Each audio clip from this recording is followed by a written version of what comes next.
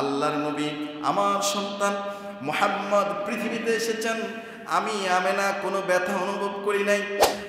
হালিমাতুস সাদিয়া তো জানে না এই সন্তান সাধারণ কোনো সন্তান নয়, এই সন্তান হচ্ছে গোটা বিশ্ববাসীর জন্য আল্লাহর পক্ষ থেকে রহমত। তৎক্ষণে রাসূল সাল্লাল্লাহু আলাইহি ওয়াসাল্লাম বেহুশ হয়ে জমিনে পড়ে বললেন, আমার লুঙ্গি কোথায়, আমার লুঙ্গি কই? আসমানের দিকে তাকিয়ে চক্ষুদয় বড় করে রাসূল সাল্লাল্লাহু আলাইহি ওয়াসাল্লাম বেহুশ হয়ে পড়লেন, চিৎকার করলেন যে আমার লুঙ্গি কোথায়? তৎক্ষণাৎ লুঙ্গি পরিয়ে দেওয়া হলো।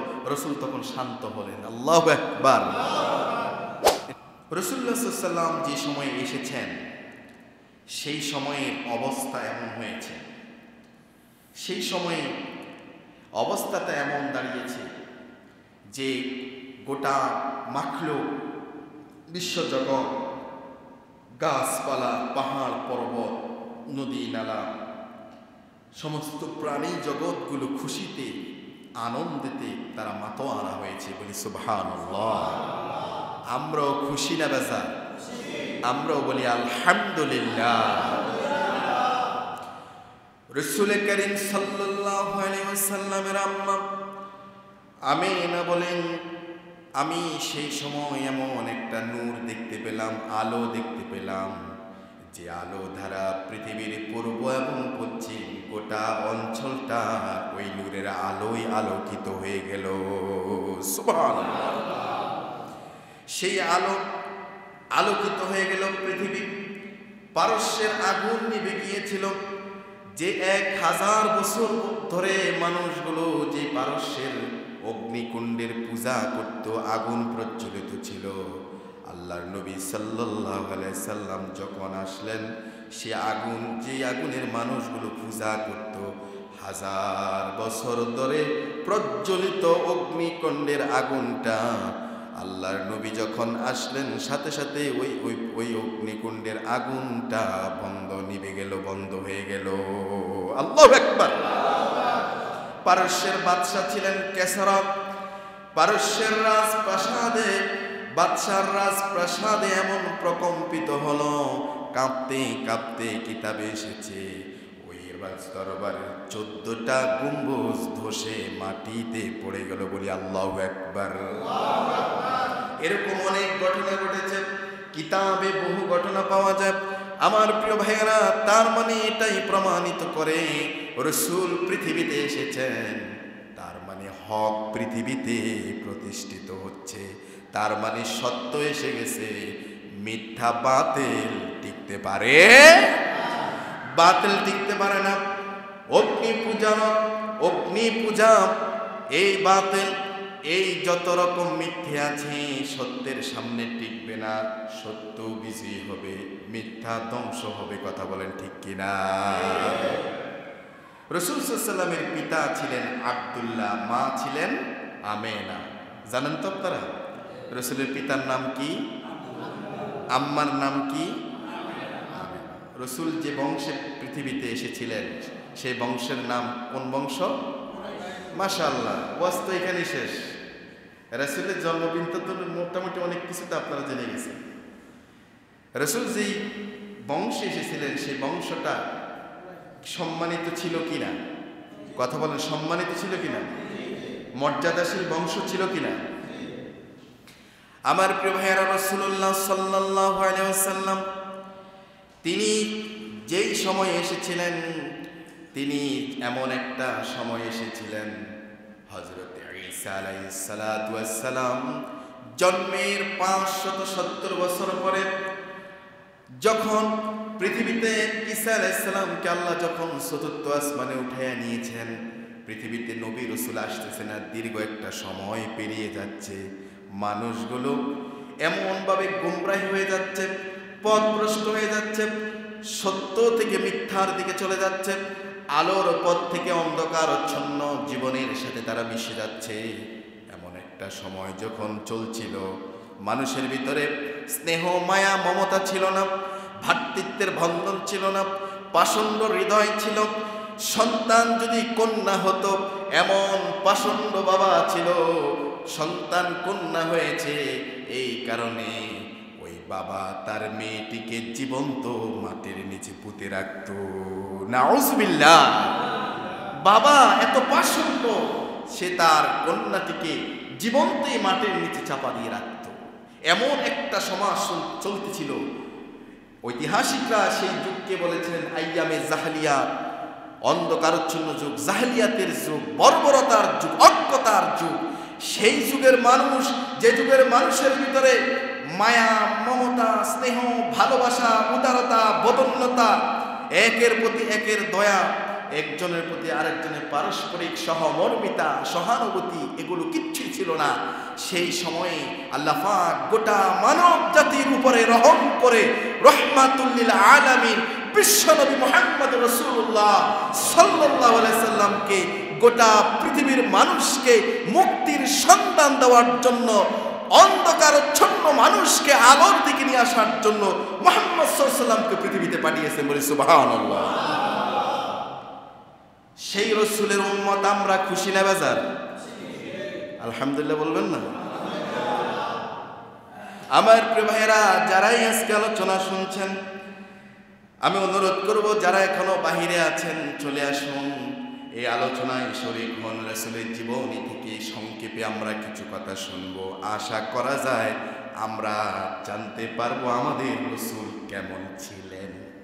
আমাদের রাসূল, আমরা কত দার্শনিক, কত লেখকের বই পড়ি, লেখক কেমন ছিল, দার্শনিকের বই পড়ি, জীবনী পড়ি, কেমন ছিল, তার জীবন কেমন ছিল, রাজনৈতিক বড় বড় লিডারদের, নেতাদের জীবনী পড়ি, তিনি কেমন ছিলেন, ঠিক না? পড়ি, আমরা পড়ি। আমরা বিভিন্ন মনীষীদের জীবনী পড়ি, তিনারা কেমন ছিলেন। তিনাদেরকে অনেকে আমরা আইডিয়াল মানি, নেতা মানি।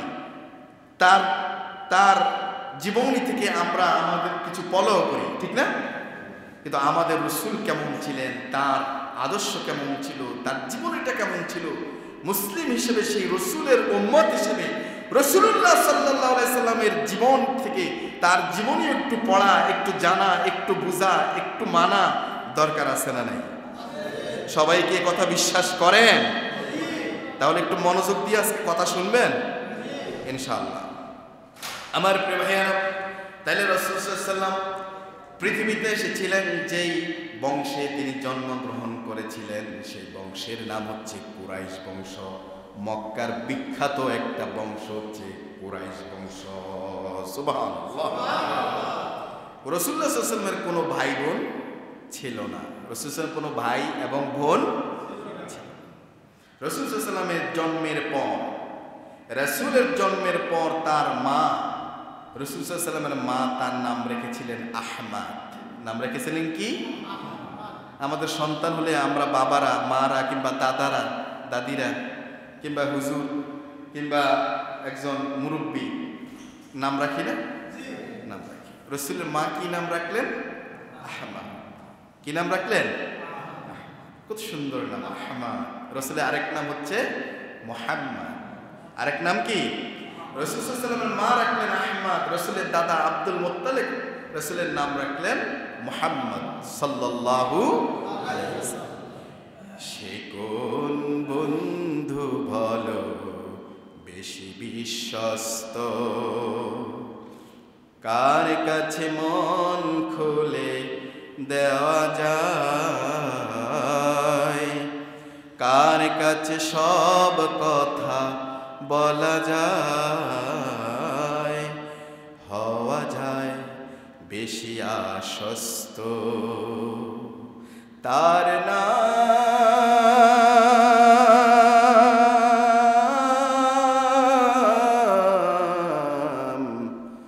আহমদ, বড় বিশ্বস্ত। আহমদ বড় বিশ্বস্ত, সে কোন বন্ধু বলো বেশি বিশ্বস্ত। বলে আলহামদুলিল্লাহ। যে জন কখনো ব্যথা দিতে জানে না, যে জন কেবলই মুছে দেয় বেদনা। রাসূল মানুষের দুঃখ, বেদনা, কষ্ট দেখলে মুছে দিতেন, শেয়ার করতেন, অংশীদার হতেন, তার বিপদে রাসূল পাশে থাকতেন। এমন বন্ধু কেউ হবে? বলেন, কেউ হবে? যে জন কখনো ব্যথা দিতে জানে না, যে জন কেবলই মুছে দেয় বেদনা, হৃদয়ের হাহাকার আপন করে নিতে আর কার বুক এত প্রশস্ত,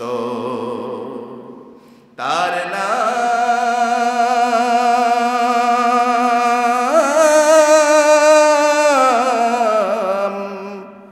আহমদ বড় বিশ্বস্ত।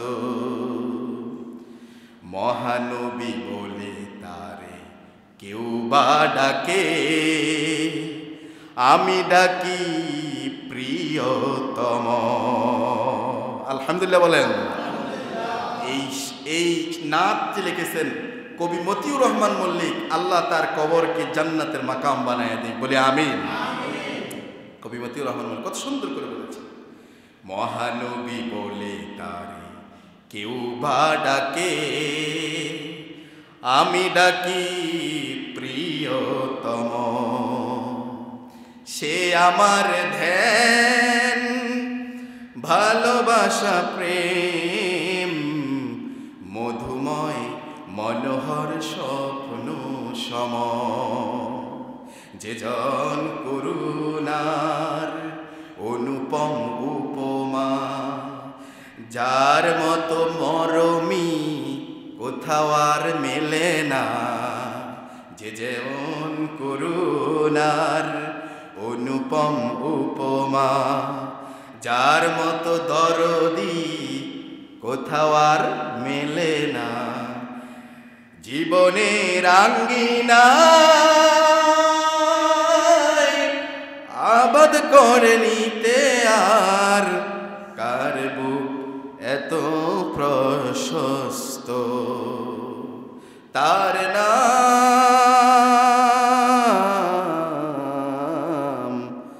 আহমদ বড় বিশ্বস্ত।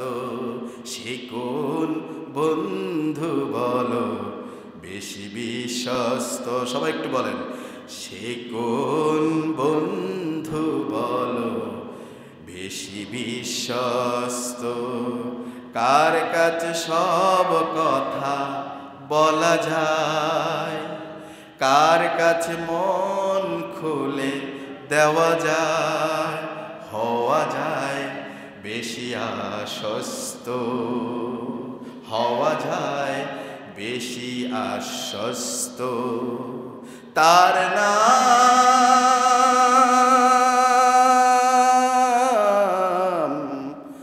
আহমদ বড় বিশ্বস্ত। সে কোন বন্ধু বলো বেশি বিশ্বস্ত। আল্লাহ পাক রাসূলের সত্যিকারী উম্মত হিসেবে আমাদের সকলকে কবুল করুন বলে আমিন। বন্ধুর কাছে খুলে বলবেন এক কথা, মনের কথা বন্ধুর কাছে বলবেন, বন্ধু আবার যখন আপনি বিপদে পড়বেন সুযোগ পাবে এই কথা দিয়ে আপনারা শেষ করে দেবে, ঠিক না কথা? তাহলে আসল বন্ধু মুহাম্মদুর রাসূলুল্লাহ। আল্লাহ পাক সেদিন রসুলের হাতে হাউজে কাউসার আমাদের জন্য নসিব করে বলে আমিন। আল্লাহ পাক সেদিন যেন রসুল আমাদের জন্য আল্লাহর কাছে যেন সুপারিশ করেন, সেই তৌফিক যেন আমাদেরকে দান করে বলে আমিন। রাসূলুল্লাহ সাল্লাল্লাহু আলাইহি সাল্লাম যেদিন তার উম্মতদেরকে নিয়ে জান্নাতে ঢুকে পড়বেন, আল্লাহ তাআলা সেদিন আমাদেরকে সেখানে যেন শামিল রাখেন বলে আমিন। আল্লাহ রাসূল সাল্লাল্লাহু আলাইহি সাল্লাম উম্মতের জন্য মাকামে মাহমুদে সিজদা অবস্থায় থাকবেন। আল্লাহু আকবার।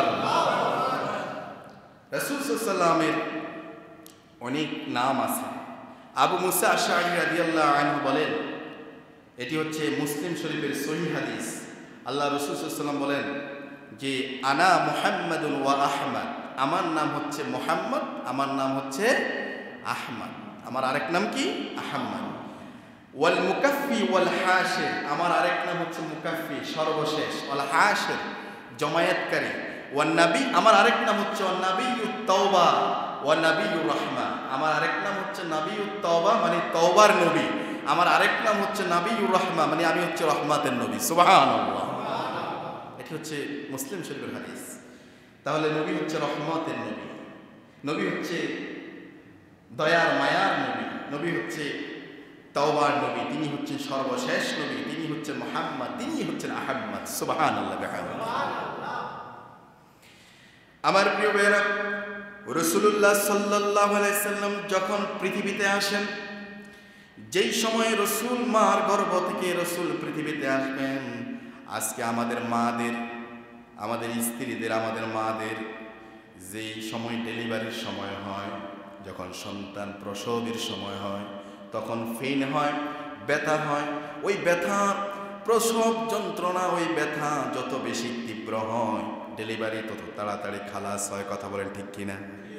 আমেনা বলেন, আল্লাহর নবী, আমার সন্তান মুহাম্মদ পৃথিবীতে এসেছেন, আমি আমেনা কোনো ব্যথা অনুভব করি নাই। আমার সেই সময়ের অবস্থাটা কেমন ছিল উদাহরণ দিতে গিয়ে বলা হয়, আটার বস্তা থেকে, আটা থেকে একটা চুল যদি বের করে আনা হয়, যেমন করে কোনো টের পাওয়া যায় না, অনুভব হয় না। আমেনা বলেন, এমন করে আল্লাহ নবী মুহাম্মদ পৃথিবীতে এসেছেন, আমি আমেনা এমন করে বিন্দু মাত্র টের পাই না। আল্লাহু আকবার! রাসূল পৃথিবীতে এসেছেন, আলহামদুলিল্লাহ বলবেন না? আল্লাহ নবী সাল্লাল্লাহু আলাইহি সাল্লাম জন্মের পূর্বে মদিনাতে তিনি পৃথিবীতে আসেন নাই। রাসূল পৃথিবীতে আসার আগেই, জন্মগ্রহণ করার পূর্বেই আল্লাহ রাসূল সাল্লাল্লাহু আলাইহি সাল্লাম তিনি তার পিতাকে হারিয়েছেন। রাসূল মায়ের গর্ভে থাকা অবস্থায় রাসূলের পিতা আব্দুল্লাহ দুনিয়া থেকে বিদায় নেন। এরপর দেখা যায় রাসূল সাল্লাল্লাহু আলাইহি সাল্লাম বয়স যখন 4 বছর অথবা 6 বছর যখন, তখন একদিন রাসূল তার আম্মার সাথে বাবার কবরটা জিয়ারত করতে গেলেন, বাবার কবরের পাশে গেলেন। এরপর দেখা যায় সেখানে প্রতিমধ্যে রাসূল তার আম্মাকে এবার হারিয়েছেন। রাসূলের আম্মা আমেনাও এবার দুনিয়া থেকে বিদায় নিয়েছে। মাও চলে গেছেন, বাবাও তো আগেই চলে গেছেন। রাসূল চূড়ান্ত এতিম হয়ে গেছেন। আল্লাহ, রাসূল এতিম হয়ে গেছে। এই জন্য রাসূলুল্লাহ সাল্লাল্লাহু আলাইহি সাল্লাম তিনি এতিমের প্রতি দয়া দেখানোর জন্য বলেছেন, এতিমের মাথায় রাসূল হাত বুলিয়ে দিতেন এবং উম্মতদেরকে বলেছেন হাত বুলিয়ে দিতে, এতিমেরকে সহযোগিতা করতে, এতিমকে সান্ত্বনা দিতে। রাসূল সাল্লাল্লাহু আলাইহি সাল্লাম তাই করেছেন। রাসূল এতিম ছিলেন, আমরাও এতিমের প্রতি দয়া দেখাবো। রাজি আছেন ইনশাআল্লাহ? এবার রাসূল সাল্লাল্লাহু আলাইহি সাল্লামের যখন মাও চলে গেল, রাসূলুল্লাহ সাল্লাল্লাহু আলাইহি সাল্লাম ছোট মানুষ, বাল্যকালে আছেন। এবার রাসূলের দায়িত্ব কে নেবেন? সন্তানের একটা ছেলে হোক আর মেয়ে হোক, অভিভাবক বা গার্জিয়ান লাগে কি লাগে না? কথা বলে লাগে কি লাগে না? আমাদের সমাজে বাবা মরে গেলে চাচারা জেঠারা অনেক সময় গার্জিয়ানের দায়িত্ব পালন করে। অনেক সময় চাচা জেঠারা বিভিন্ন কারণে, জায়গা জমির কারণে এখন আর বাতিজার দিকে সুনজরে দেখে, তখন হয়তো মামারা গার্জিয়ানের দায়িত্ব পালন করে, ঠিক না? আমার প্রিয় ভাইয়া, রাসূলুল্লাহ সাল্লাল্লাহু আলাইহি সাল্লামের বাবা তো আগেই চলে গেল, মাও চলে গেল। এবার রাসূল সাল্লাল্লাহু আলাইহি সাল্লামের দায়িত্ব উম্মে আইমান এবং রাসূলের দাদা আব্দুল মুত্তালিব তাদের উপরে ন্যস্ত হলো। রাসূলের দাদা আব্দুল মুত্তালিব এবার রাসূলের লালন পালন, দেখাশোনা, গার্ডিয়ানের, অভিভাবকের দায়িত্ব পালন করছেন, বলে আলহামদুলিল্লাহ।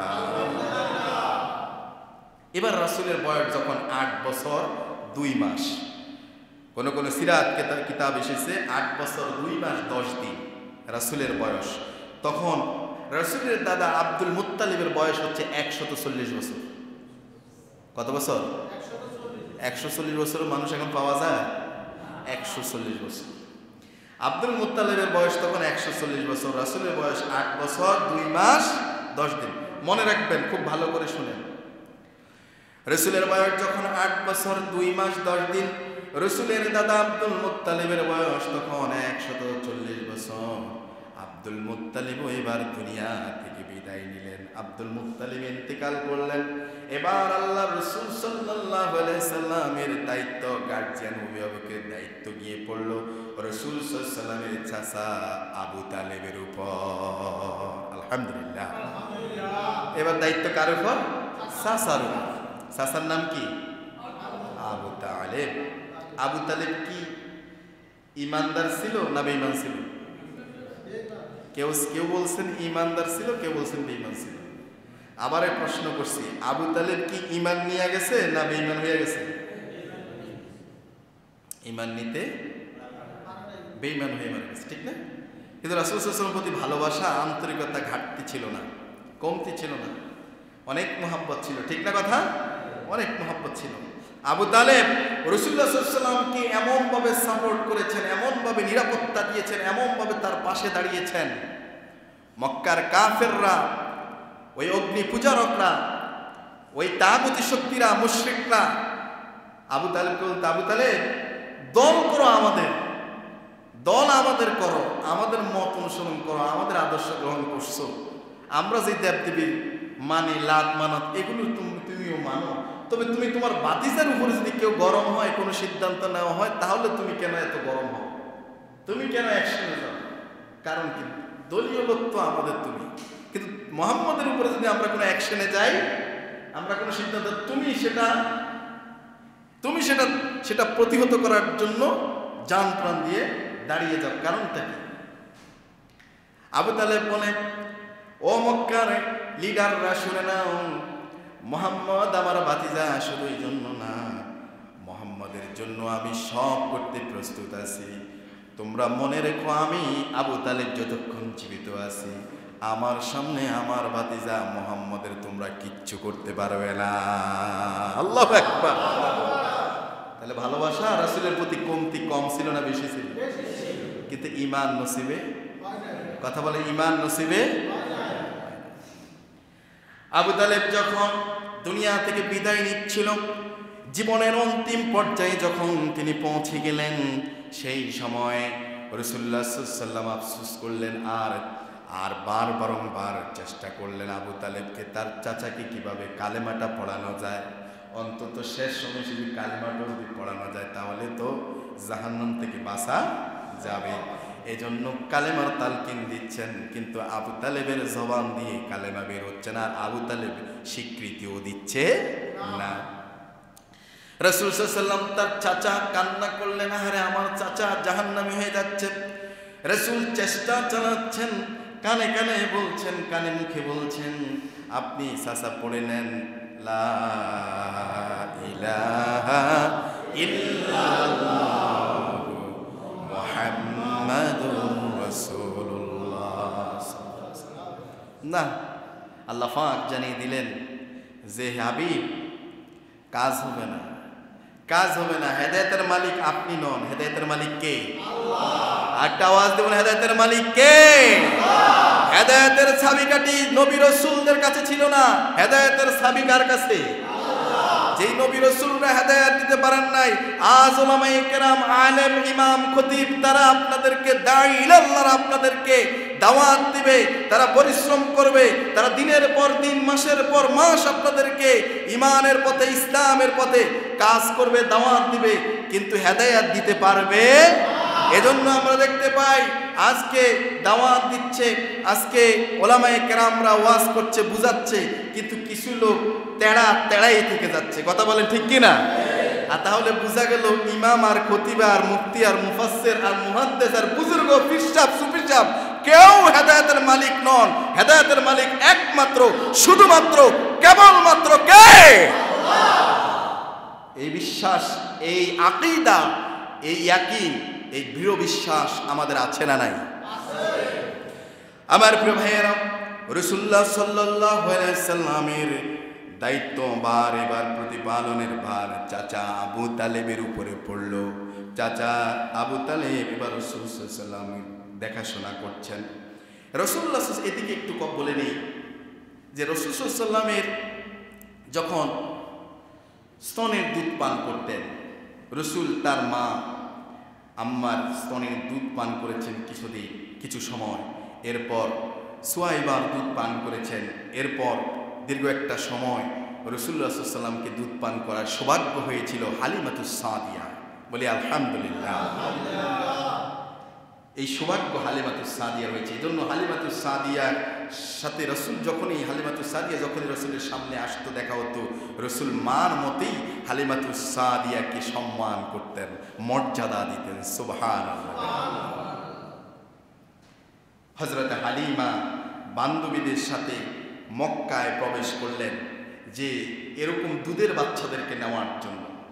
তখনকার সময়ে সেই সময়ের এই ধনাঢ্যবান পরিবারের ফ্যামিলিগুলোর মারা কি করত, তাদের পরিবারের সদস্যকে নবজাতক বাচ্চা হলে, সন্তান হলে দুধ পান করবার জন্য দাত্রীর কাছে আরেকজন মহিলার কাছে দিয়ে দিত। আর ওই সাদিয়া গোত্রের এই লোকেরা সেখান থেকে দেখা যেত তারা মক্কায় প্রবেশ করত, তারা কুরাইশ বংশের বা বিভিন্ন বাড়ি থেকে, বিভিন্ন বাসা থেকে এই দুধের সন্তানদেরকে কালেকশন করতো, তাদেরকে নিয়ে যেত।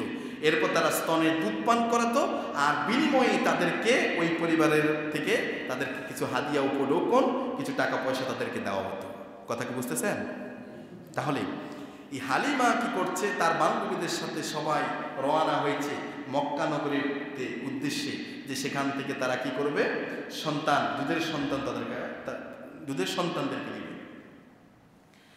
হালিমাতুস সাদিয়া বান্ধবীদের সাথে যখন প্রবেশ করলেন, রওনা হলেন, হালিমাতুস সাদিয়া একটা খচ্চরের উপরে করে আরোহণ করে যখন রওনা হলেন, হালিমাতুস সাদিয়ার খচ্চরটা ছিল দুর্বল, অনেক দুর্বল, খুব ভালো স্পিডে চলতে পারতো না।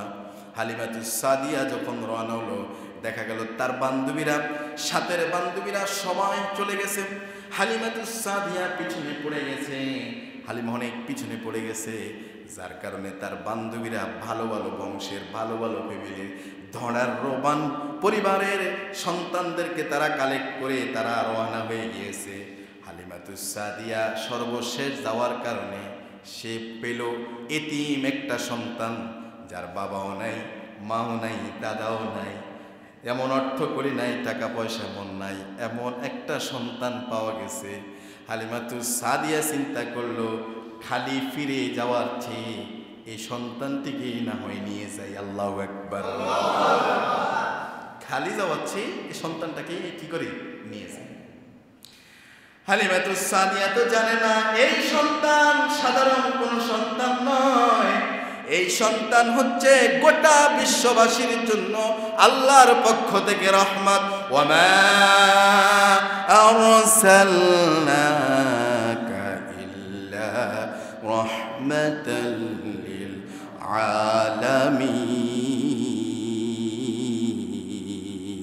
আলামিন। আল্লাহু আকবার। গোটা বিশ্ব জগতের উপরে দয়া হিসেবে, রহমত হিসেবে রসুলকে আল্লাহ পাক পৃথিবীতে পাঠিয়েছেন। সুবহানাল্লাহ। সেই রসুল হচ্ছে রহমাতুল লিল, আর আওয়াজ দেবেন সে রসুল কি? রহমাতুল লিল। আল্লাহ হচ্ছে রব্বুল আলামিন।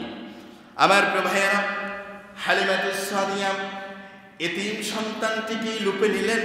সেই সন্তানটিকে কোলে নিয়ে এবার তিনি যখন খচ্চরের উপরে উঠলেন, এবার চলে আসতেছিলেন মুহাম্মদ সাল্লাল্লাহু আলাইহি ওয়াসাল্লামকে কোলের সাথে নেওয়ার পর থেকে শুরু করে হালিমাতুস সাদিয়া লক্ষ্য করলেন, এবার হালিমাতুস সাদিয়ার পরিবারে তার মধ্যে এবার বরকত আর রহমত আর বরকত এমনভাবে বৃদ্ধি পেল, অনেকগুলো বরকত এবার হালিমা দেখতে পেলেন। সুবহানাল্লাহ।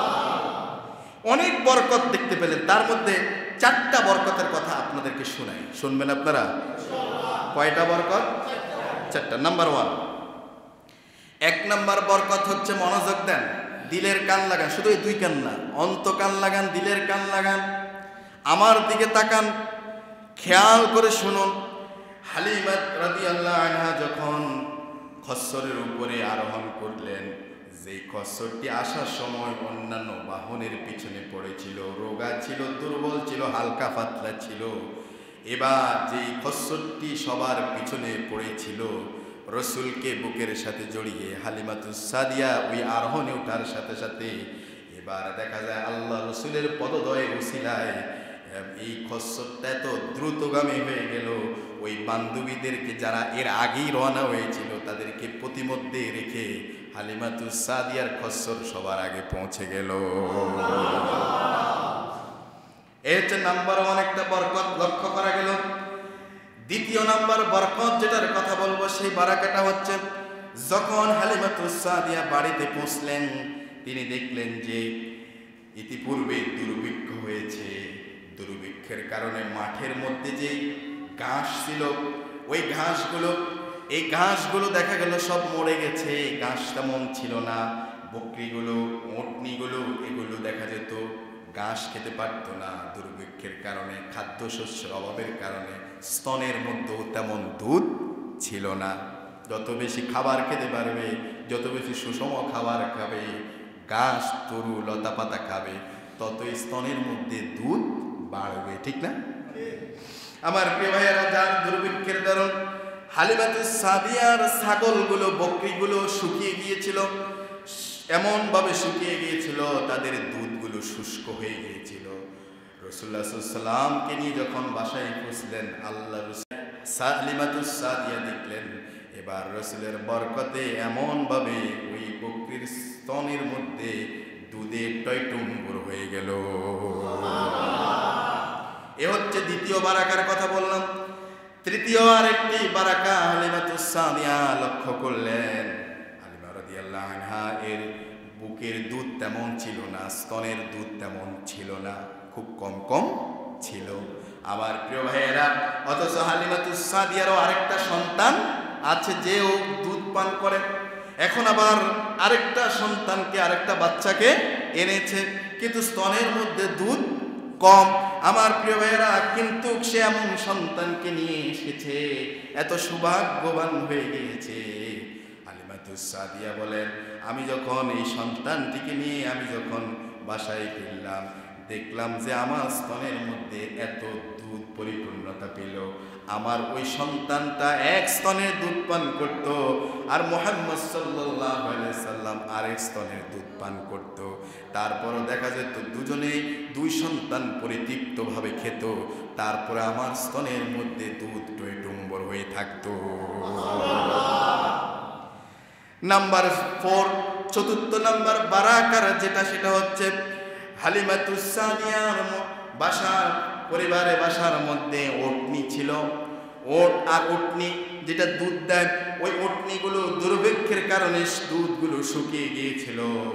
আর রাসূল সাল্লাল্লাহু আলাইহি ওয়াসাল্লামকে সেই বাড়িতে আনার ফলশ্রুতিতে দেখা গেল ওই উটনির মধ্যে এত দুধ আসতে লাগলো যে সবার পরিবারের সবাই ওই দুধ পান করে যথেষ্ট এনাফ ছিল।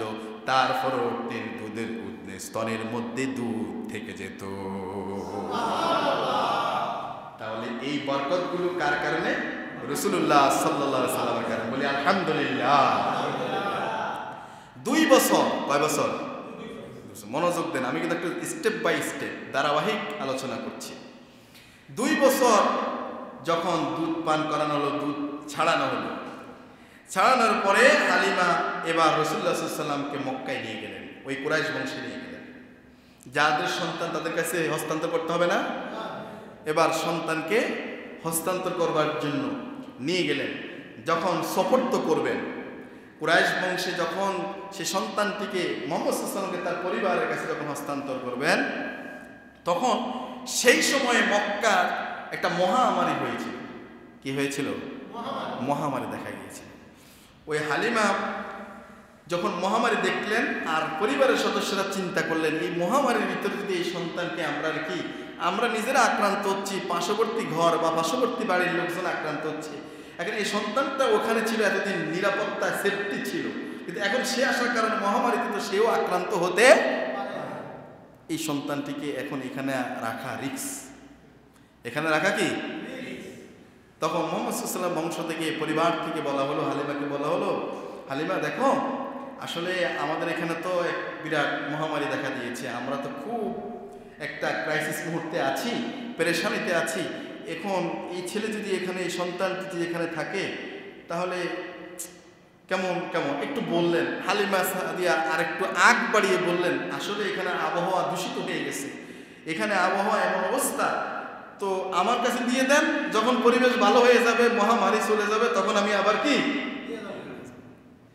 আসলে হালিমাতুস সাদিয়া এটা বলার কারণ হচ্ছে, হালিমা চাচ্ছে যে এই বরকতটা যেন তার কাছ থেকে এত সকালে যেন হাতছাড়া না হয়, এই সুযোগে যেন আরো কিছুকাল থাকে, তাহলে বরকত তারা আরো কিছুকাল থাকে। কথা বুঝে আসছে? তার লক্ষ্য কিন্তু এটা, যে সন্তানকে যতদিন রেখেছি ততদিন শুধু উন্নতি আর উন্নতি, বরকত আর বারাকা, বারাকাত পরিপূর্ণ। সুবহানাল্লাহ। কি করে দেয়? হালিমা একটু ঘুরাইয়া ফিরাইয়া বললেন, ঠিক আছে, এখানে অবস্থা ভালো দেখা যাচ্ছে না, আমি নিয়ে যাই, পরিবেশ ভালো হলে আবার নিয়ে আসবো। ওনারা চিন্তা করলেন, ঠিক আছে, যেহেতু পরিবেশ ভালো না, তাহলে নিয়ে যান। নিয়ে আসা হলো। রাসূলুল্লাহ সাল্লাল্লাহু আলাইহি সাল্লামের দুধ ভাই ছিল, হালিমার আরেক সন্তান ছিল, দুধ ভাই ছিল। এবার রাসূলুল্লাহ সাল্লাল্লাহু আলাইহি সাল্লাম দুধ ভাইয়ের সাথে একদিন বকরি চড়াতে গেলেন। কি চড়াতে গেলেন? মাঠের মধ্যে গেলেন। মাঠে যখন গেলেন, সেই সময় দুইজন ফেরেশতা আসলো। কয়জন ফেরেশতা? দুইজন ফেরেশতা আসলো। রাসূল তো ছোট, মুহাম্মদ সাল্লাল্লাহু আলাইহি সাল্লাম ছোট, কিন্তু দুইজন ফেরেশতা আসলো। ফেরেশতা কয়জন? রাসূল সাল্লাল্লাহু আলাইহি সাল্লামের সাথে তিনারা কয়জন? দুইজন। রাসূল আর তার দুধ ভাই। এবার দেখা গেল ওই দুজন ফেরেশতা এসে রাসূল সাল্লাল্লাহু আলাইহি সাল্লামের বুকটা ফিরে ফেললো, পেটটা ফিরে ফেললো। বুক ফিরে এবার রাসূল সাল্লাল্লাহু আলাইহি সাল্লামের সিনাটা বের করে, এরপরে এই সিনা সহে সদর করায়া সিনাটা ছাক করে আল্লাহ রাব্বুল আলামিনের পক্ষ থেকে ফেরেশতারা আবার মুহাম্মদ সাল্লাল্লাহু আলাইহি সাল্লামের বুকের ভিতরে সিনা সেট করে দিলেন। এই দৃশ্যটা ওই যে রাসূলের সাথে তার দুধ ভাই ও দেখতে পেলেন। এরপর যখন বাসায় গেলেন, ওই দুধ ভাই সব হালিমার কাছে বললেন যে, আমার ভাইয়েরে এরকম দুইজন লোক এসে এই করছে। হালিমা জিজ্ঞাসা করলো, তাই? মুহাম্মদ সাল্লাল্লাহু আলাইহি ওয়াসাল্লামকে জিজ্ঞাসা করলো, তিনি তখন ঘটনা বর্ণনা করলেন, হ্যাঁ এরকম বিষয় এরকম হয়েছে। হালিমা চিন্তা করে, হায় হায়, কুরাইশ বংশের আব্দুল মুত্তালিবের নাতি, আমার অবস্থা কি হয়েছিল? খারাপ হয়ে যাবে। যদি এই সন্তানে কিছু হয় তাহলে আমার কিন্তু রক্ষা নাই, আমার কিন্তু রক্ষা নাই। হ্যাঁ হ্যাঁ, বিপদে না পড়লাম, এক মহামারী বিপদ থেকে আনলাম, কিন্তু আরেক বিপদে পড়লাম। বলে কি, যদি এ বাচ্চার কিছু হয়, এ বাচ্চার পরিবারে আমারে রাখবে। তাহলে এখন কি করতে হবে? এখন হালিমা চিন্তা করলেন, না, একে আর এখানে রাখা নিরাপদ নয়, তার পরিবারের কাছে কি করতে হবে? হস্তান্তর করতে হবে। আমার প্রিয় ভাইয়েরা, এবার তিনি রাসূলুল্লাহ সাল্লাল্লাহু আলাইহি ওয়াসাল্লামকে তার পরিবারের কাছে হস্তান্তর করলেন। আমার প্রিয় ভাইয়েরা, রাসূল সাল্লাল্লাহু আলাইহি ওয়াসাল্লামের বাল্যকাল থেকে আরেকটা ঘটনা আপনাদেরকে আমি শোনাই। কাবা ঘর মেরামত হচ্ছিল। কোন ঘর? কাবা ঘরটা মেরামত হচ্ছিল। রাসূল সাল্লাল্লাহু আলাইহি ওয়াসাল্লাম নিজের চাচা, ছোট চাচা হযরত আব্বাস রাদিয়াল্লাহু আনহু, সে আব্বাস রাদিয়াল্লাহু আনহুর সাথে সবাই কাজকর্ম করতেছে। রাসূল ছোট যদিও, তিনি চিন্তা করলেন, ছোট ছেলের অনেক সময় বাবার সাথে দাদার সাথে একটু কাজ করে না? আপনি লাকড়ি কাজ করতেছেন বা কোনো একটা করতেছেন, সে ছোট্ট ছোট্ট যে লাকড়ি যেগুলো আছে, ছোট্ট ঢালপালা আছে, সেগুলো নিয়েও যায়, ঠিক না? সে সেগুলোও করে। এরকম রাসূল সাল্লাল্লাহু আলাইহি ওয়াসাল্লাম কি করলেন? সবাই মেরামতের কাজ করতেছেন, রাসূল সাল্লাল্লাহু আলাইহি ওয়াসাল্লাম সেখানে ওই যে ছোট ছোট পাথর আছে, পাথরগুলো তিনি বহন করতেছেন। আল্লাহু আকবার। পাথর কাঁধে করে, মাথায় করে, কাঁধে করে তিনি নিয়ে যাচ্ছেন। এখন ছোট মানুষ, পাথর কোনা এগুলি যখন মাথায় আর কাঁধে রাখে, কাঁধটা ছিঁড়ে ফেলছে, কষ্ট হচ্ছিল। হযরত আব্বাস, রাসূলের চাচা, তিনি মনে মনে চিন্তা করলেন যে এভাবে সে যখন আগ্রহ হয়ে নিচ্ছে, তো এভাবে নয়, যদি তার কাঁধের উপরে যদি কোনো কাপড় দেওয়া যায়, ভাঁজ করে যদি কাপড় দেওয়া যায়, তাহলে সেটাও যদি পাথর রেখে নেয়, তাহলে কোনো ক্ষতি হওয়ার আশঙ্কা থাকবে না। এখন কি করা যায়? সে বলল, ভাতিজাকে বলল, ভাতিজা এক কাজ করো, তোমার লুঙ্গিটা খুলে ফেলো, তোমার লুঙ্গি খুলে ভাঁজ করে কাঁধের মধ্যে দাও, তারপর তুমি বহন করো, এগুলো নাও, তাহলে তোমার কাঁধ ছিঁড়বে না।